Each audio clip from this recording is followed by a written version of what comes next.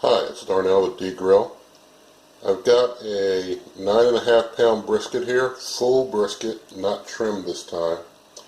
And I'm going to try and grill this on the Weber Genesis 2 E-310 propane gas grill.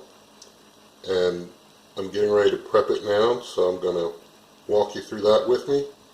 And then tomorrow it'll be grilled up, smoked with some Hickory Wood Chunks, not wood chips, but wood chunks. So let's get started. Alright, before I go for cutting the brisket, I wanted to just put my marinade together, and, well, actually my injection. Actually, that's how we do brisket. We don't really put all this fluid on as marinade. We do it as injection. And I'll rub some of the rub on there, but that's the only thing that's going to be on the outside of it. This other stuff's going to be on the inside. So I just want to get that together. Then I'm going to cut it and then put the rub on top of it, cover it up, put it in the fridge overnight, and start smoking it in the morning. So for my ingredients for my injection, I've got 2 cups of beef broth. I've got a half a cup of apple cider vinegar. I've got a 1/4 cup of Worcestershire sauce, and I've got 1 tablespoon of my beef rub. Like the last brisket where I had that trim brisket, I'm using the Texas Smokehouse beef rub. So I'm just going to stick all those into a bowl so that I have that ready.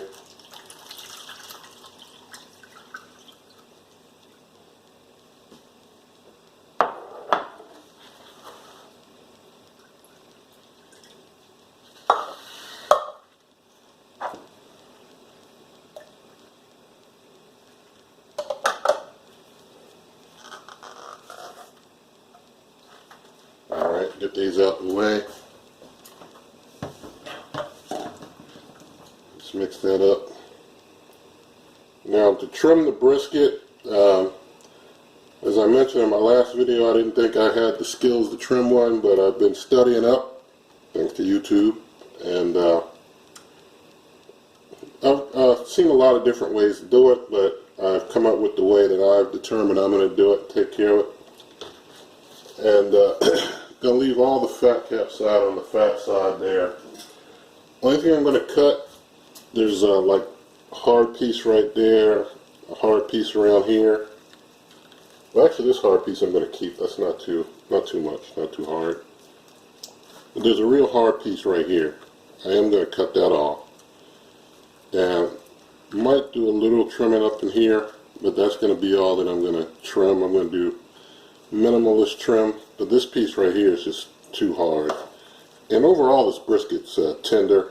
You know, it moves real good. It moved real good in the bag. But this piece right here is just needing to come off. I don't think a truck could drive through this.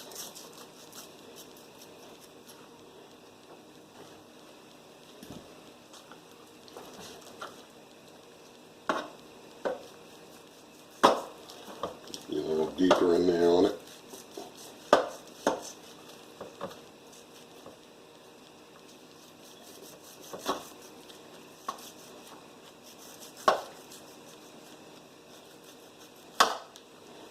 Alright, looks like bacon almost there. Beef bacon. I'm not going to cut any deeper. There's a little bit of fat still on there. Maybe I wonder if I can get that out without. Yeah, I think I'll cut that on off too. Get it up in there.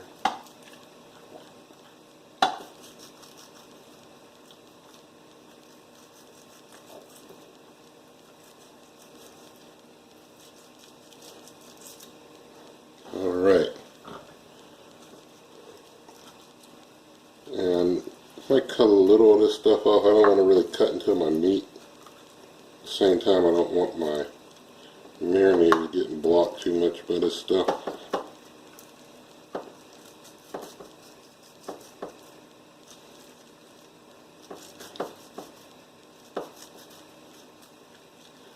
Yeah, it's coming off pretty good.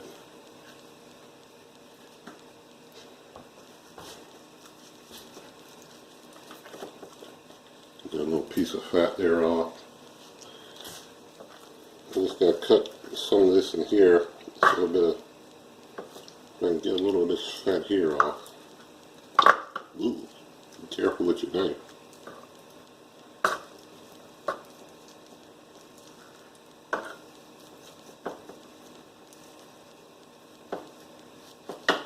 I'm just trying to cut very lightly here.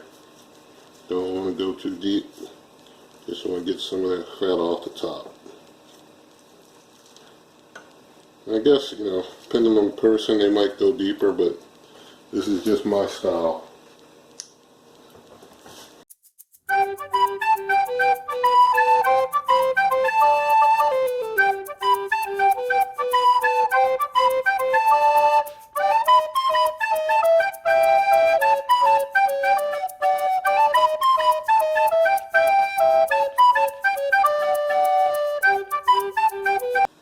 Alright, I'm going to play it a little safe and stop there. So that's as much trimming as I'll do. I'm going to go ahead and start my injection here. Okay, so you saw me get some of that fat cut off there. I think possibly better cuts. People who are better with the knife might cut a little bit more of that stuff off into there without getting too far into their meat, but I'm going to leave that there and just rub the marinade in there good. And I've got the injection, so I don't have to worry too much about getting flavor inside because I'm injecting.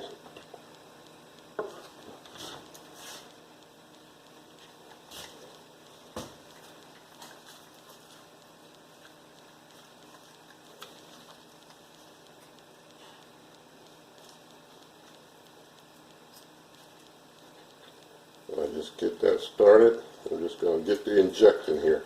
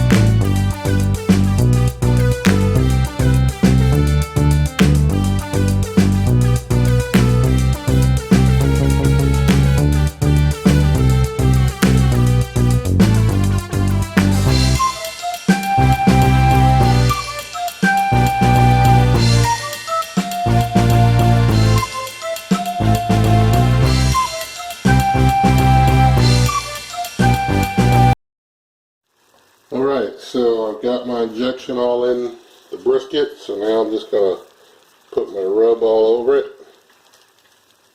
Just shake it on and rub it in.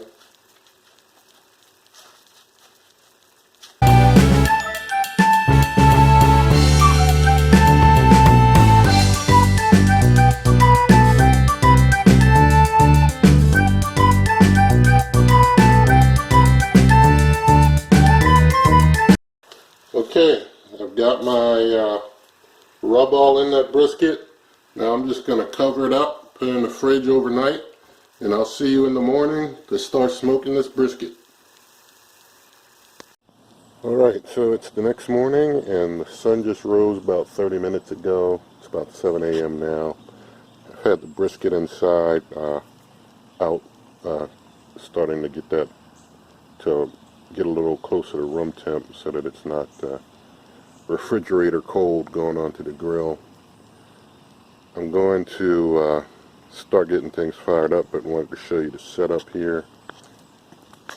So we got those new those new stainless steel cast irons out. Stainless steel's in. Got the new stainless steel grates and flavorizer bars in there. I've got my smoker box over here.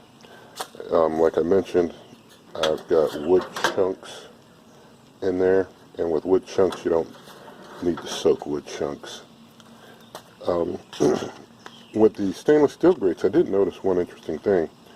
If you see right here, I've kind of got things off center with the grates. If those are basically aligned perfectly. When I close the grill, it won't close as well. You'll hear it hitting the grates. Didn't have that with the cast iron, but that's a very minor thing. I've got the iGrill 3 ambient probe up there. I'm going to have the iGrill 3 meat probe in the brisket. And I'm low on propane, so I know I'm going to have to swap to my reserve tank during this cook. But I'm going to go ahead and get things fired up here now and let it start warming up, let it start getting smoky. And then I'm going to put that brisket on, and it's going to be a smoking day.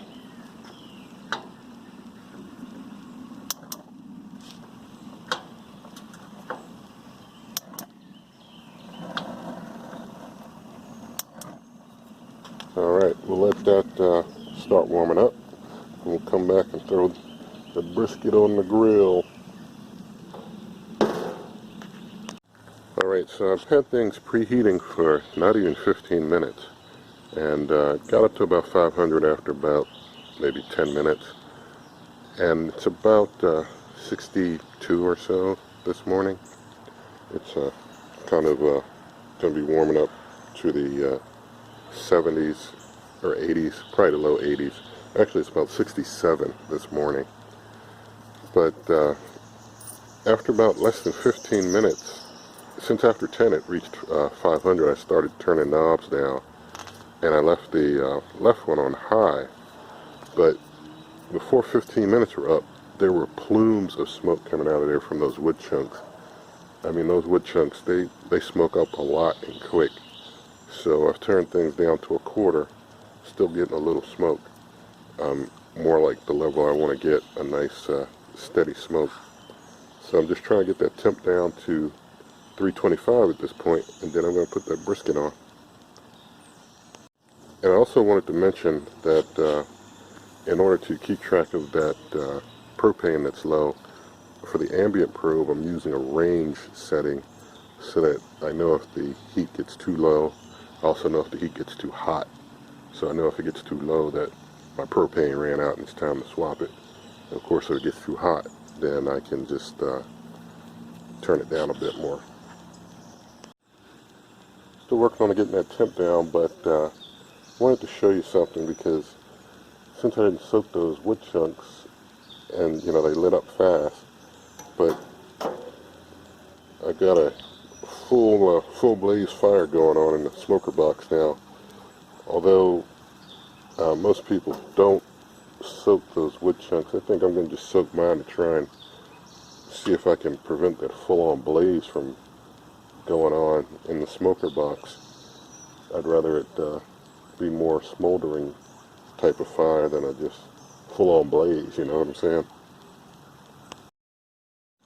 Alright, so I'm finding that due to the smoker box fire that's full blaze there, it's causing the heat in the grill to rise. I've been opening the grill to try and get it the heat to go down a little bit, but I got such a strong fire going on in the smoker box, it's making the heat go up. So I had got it down below 400, and it went back up above 400 with the smoker box fire. I'm going to try and show you the iGrill ambient probe graph.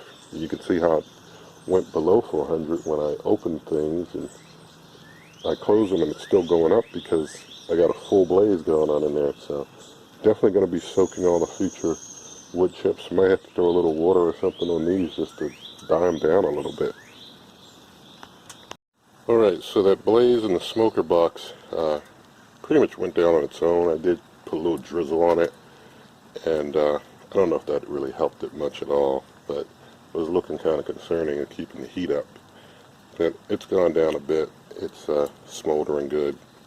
I've got some soaking. Most people say that doesn't help, but we'll see how the next set goes with the wood chunks. I've been saying wood chips probably sometimes, but I meant wood chunks. Got my brisket on, so I'm going to close it up. And temp has been getting around or staying around about 325 when it's closed up. Now that smoker box has gone down a bit. Alright, this is a situation after about 2 hours. I'm getting ready to refresh the wood chunks. As you can see down here, I've got my reserve tank at the ready because this thing could probably run out at any moment with the current amount of propane in there. But I'm going to open it up, change out those wood chunks. Well, not change them out, but get some more. Hold on, I got to get my tool to open that smoker box. Alright, now I'm going to open my smoker box up, and you can see the red on the brisket. That red is where it's been smoking. That smoke causes that chemical reaction with the meat that turns it red. And so I'm going to get my smoker open, see what I can fit in here as far as these chunks. And I have been still soaking the chunks.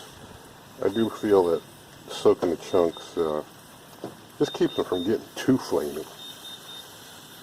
I'm not saying that the water goes all the way through the wood or anything of that nature, but just keeps things from flaming up just too much in the smoker box for too long and raising my heat like earlier. So this is after 2 hours of cooking the brisket. Its temp inside is about 90 or so, and we're waiting for that to get up another 100 degrees before I will wrap it with foil and pour some of the same fluid that I use for injection, pour some of that inside of the foil and wrap it up until it gets probably a little over 200. Alright, after that last adding of some wood chunks, iGrill told me that my temp fell, so I know that I probably ran out of propane at this point. So I'm going to open it up and I'm going to turn it off. If I don't hear it turn off, I know it's already off. Oh, it went out. So I didn't run out, it just got cooler. But it's just a way to know when my temp falls too low or that I ran out of propane. So I didn't run out, but temp fell, so I'm just going to crank up the heat on the on this burner here, try and get things warmed up again. And basically this is just how some of the back and forth goes over the hours. Other than this, I basically just come out once an hour and add some wood chunks. Other than that, I just leave it as long as things are within the right temp, and basically go like this until that brisket reaches 190 degrees, and then it's time to wrap it up and pour some fluid in it and just let it cook out and be done. Alright, 4 hours into the cook, the internal temperature of the brisket is 137. I am astonished that I have not completely run out of propane in that tank yet. I've still got my spare ready, and put some more of my soaked wood chunks in. I'm really preferring soaking them just because it helps to keep the temperature from getting out of control with dry wood chunks just burning and causing a lot of excess heat. So just my personal preference, and I guess I'm probably be in the minority on that, but I don't care. I'm going to keep soaking wood chunks when I do my smoking with wood chunks. I do like that deep, rich smoke that comes from the wood chunks for sure. So it's been 4 hours total, and I've waited a couple hours before refreshing wood chunks again. Just let it smoke for a while. So I'm just going to go ahead and put some chunks in. iGrill is beeping because it's letting me know that my temperature is getting below the threshold that I have been monitoring for, awaiting waiting the propane tank just running out, because I figure it's got to run out at some point and let me know that it's gotten too low. So, trying to fit that chunk in there.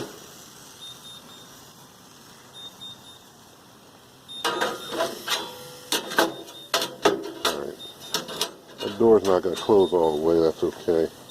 I'm just going to use some of those huge chunks anyway. Hoping with the lid closed it won't cause too much excess flame, but I'll bring you back in a bit. Alright, 5.5 hours have passed. My temperature, I'll show you on the iGrill, has been dropping and dropping, so I believe that the propane tank is really did this time. So I'm going to open it up, and I'm just going to turn it off. Didn't hear anything go off. Yeah, I think it's dead this time. You can see the brisket after 5.5. I'm going to swap my tank. As you can see, I was blessed with a new tank this time. So not just a replacement tank, it's a brand new tank that I swapped for. So I'm going to swap out and then I'll bring you back. Alright, I've swapped out my propane tank with a fresh one. And I've got myself some more wood chunks I'm going to put in. So I'm going to open it up, start it up, and then I'm going to try and put some more wood chunks in there. Alright, so it's lit up.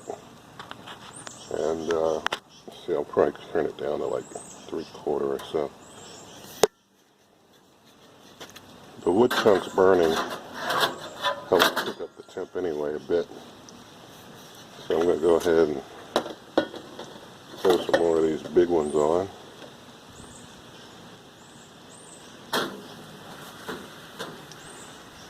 They did pick the temp up last time a little bit, but it's not as bad as those dry ones. So the wet ones might pick the temp up a little bit, but it's not as bad as with the ones that are totally unsoaked. I'm not going to be doing that anymore. That was a little too hard to recover from. Alright, close it up and wait for things to get to 190, or swap out some more. We'll put in some more wood chunks later. Okay, we're about 8 hours into this cook, and the temperature I'll show you on iGrill has been holding right at about that 325 mark, sometimes perfectly or very near perfect, between 325, 327. It's been great for a good while, so I hadn't touched it. And I'm going to go ahead and put some more wood chunks in there, and let me go grab my tool real quick. Then I got a few more things to say real quick. Alright, yeah, I got my tool so I can get that smoker box open. But some things I wanted to mention for those who are either new to the brisket game or new to the way I cook. I put my brisket fat side down. A lot of cooks might put theirs fat side up. My preference, so I put it fat side down when I cook mine. After I cook this one, I am going to, I do plan on putting it into a cooler for a couple hours and letting it set in the cooler, and that'll just get it a little even more tenderized. But once it hits 190 here, it's at about 174 here now. Once it hits 190, I'm going to wrap it up like I said, put the stuff that I use for injection in the foil wrap and let it get to a little over 200. Then I'm going to take it off, put it into the cooler, put it in the cooler for a couple hours, let it get good tenderized there too, and then I'll do the taste test all at the very, very end of that. So also I've got, you can see where my dial set at the moment.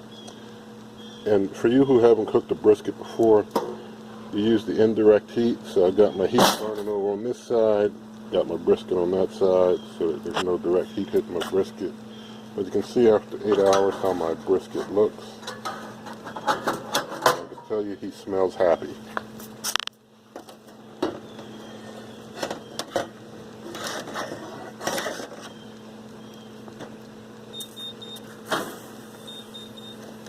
And my iGrill's going on because it realizes that I am again below that temp that I had set in case my, or when my tank went out. I need to get rid of that range setting now since I've already swapped the tank. That's one of the cool things about iGrill. You know, when your tank's getting low, you can be away and get some help. You know, and when your tank's about to run out there, or when it ran out. I'm going to close this up. I don't think I'm going to put any more wood in there since it's already at 174. I think I'm just going to let this wood that's in there ride out, and then once it gets to 190, wrap them on up. So I'll bring you back. Okay, so 9.5 hours later, This is our scene with the brisket cooking, and still got a little smoke rolling in the smoker box, even after 9.5 hours. So at this point, it's 190 degrees inside.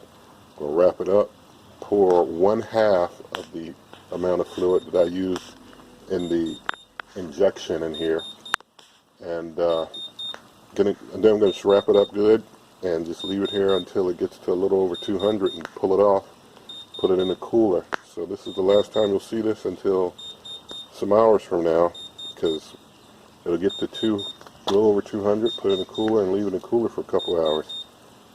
Okay, the brisket's all nice and wrapped up tight in foil, so I'm going to let it get to just over 200, pull it out. And I wanted to show you, you can see my drip pan under here is just about full. So it's a good thing I didn't get the 17-pound brisket that I saw in the store. I don't think he would have had enough drip pan space for a 17-pound brisket's drippings. So bring it back once this is just at a little over 200 and get it put in the cooler. Okay, it's been almost 12 hours and it's at 202 degrees, so it's good and done. I'm going to take it off now, take it in the house. I'm going to put it in a cooler. And the cooler, a lot of people will put some hot water in that cooler to make sure that cooler is nice and warm when they put the brisket in. I'm going to be taking this off real quick and putting it into that cooler. I didn't heat that cooler up, but it's going to be going in right off the grill, and it's already pretty hot, so it just stay warm in there for a couple hours and help the juices to kind of reabsorb. Before I put it in that cooler, I'm just going to open it up real quick, pour a little more of that injection fluid on top of it, and put it right into that cooler. So I'm going to take it off. I'm going to put it in there. You'll see me putting it in there pretty quick. I'm going to unhook my iGrill probes so that they don't start beeping. And there it is. I'll see you inside. Alright, I've got my brisket in the house here.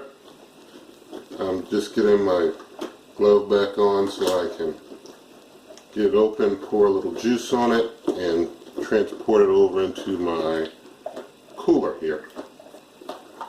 Let me get the lid off my cooler.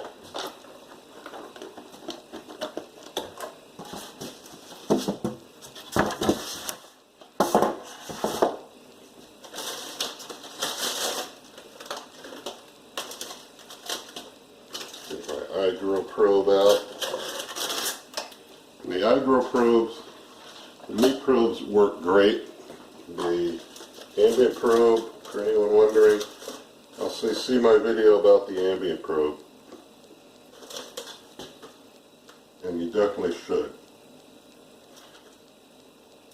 Because there's some special things going on with the ambient probe. It's fine for something like this, but might not work out so well for you if you're cooking steaks and pizzas and such. But I like it just the same.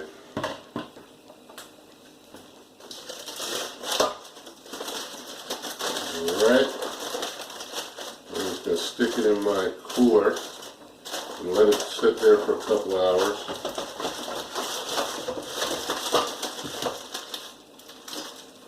Oh, my juices are falling off on me.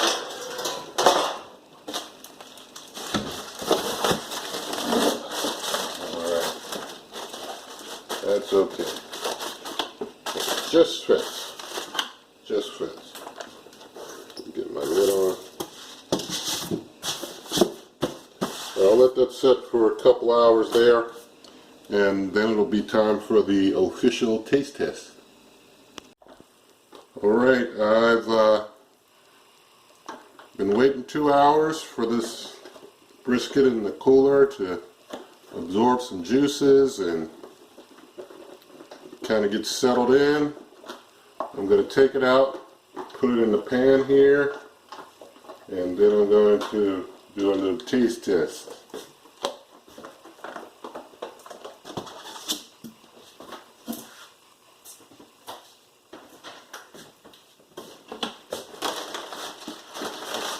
Still warm.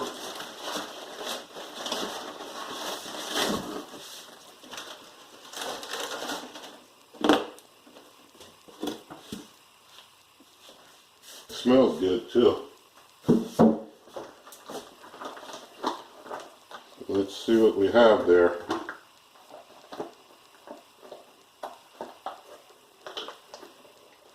I'm going to switch to my food safety gloves, and I'll bring you right back in 1 sec. Okay, it took a minute to swap the gloves there.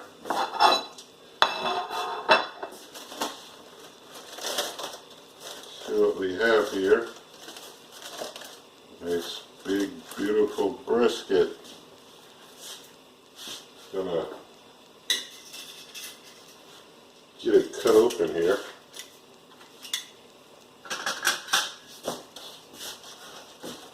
Just gonna cut a piece off.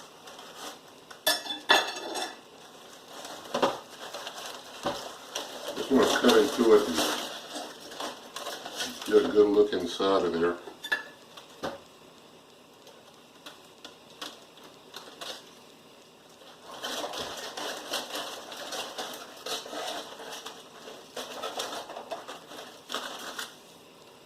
Oh, that's beautiful. That is beautiful. Let me show you this smoke ring here.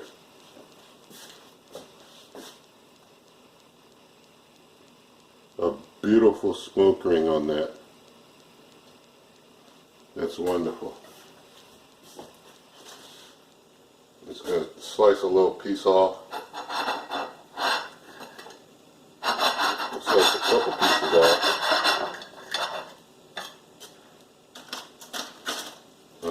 I can do some good taste testing with that. I think I'm going to get a third piece. You can never get too many taste test pieces now.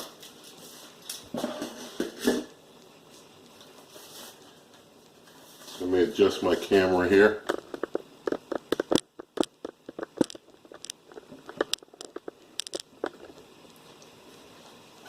Alright.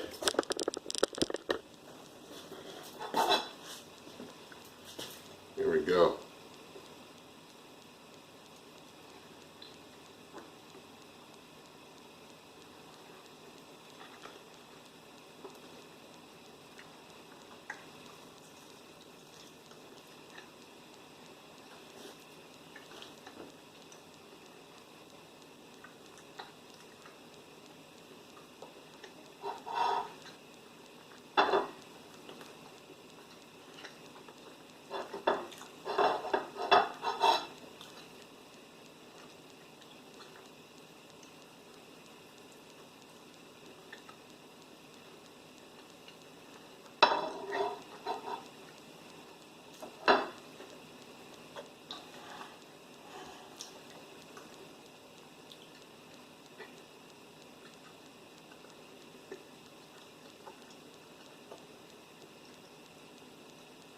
Sorry to keep you waiting, but it's good.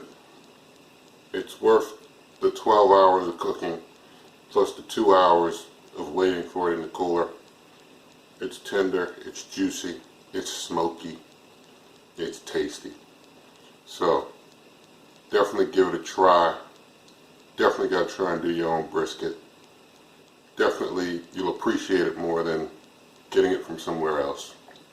So if you like this video, give it a thumbs up, share it with your friends, subscribe to the channel, and good eating.